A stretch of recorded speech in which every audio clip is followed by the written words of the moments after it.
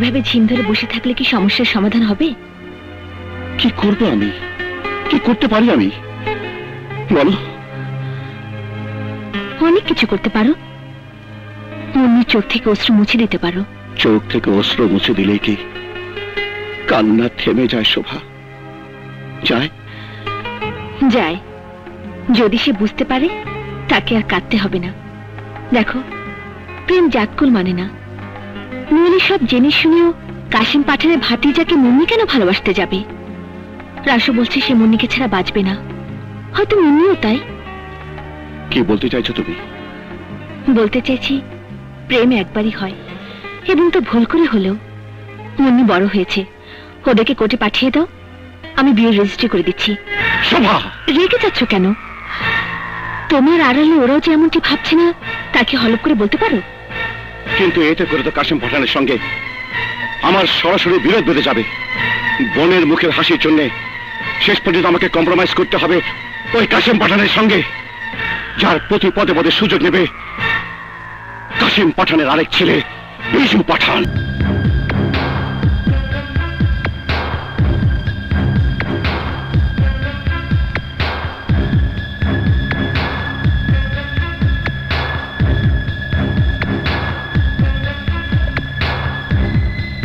বাবা, কালকেই আকাশে মেঘলা বিয়ে হবে। কালকে?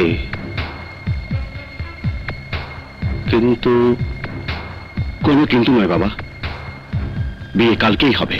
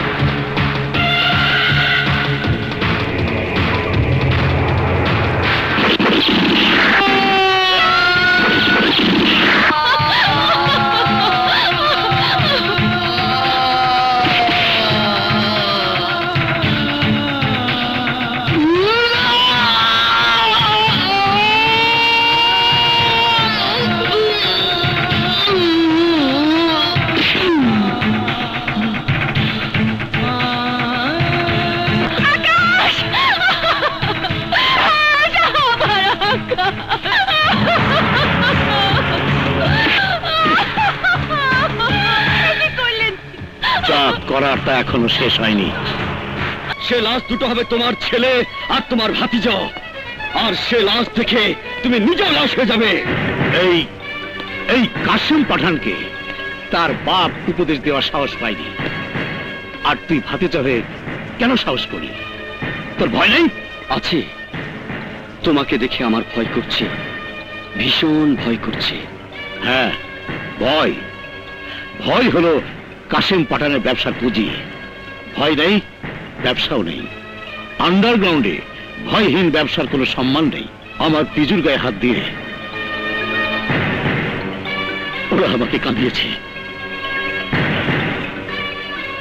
ওদেরকে কাঁদতেই হবে। ওরা কাঁদবে, আবারও কাঁদবে, আর সেই কান্নার কারণ হবে তুই।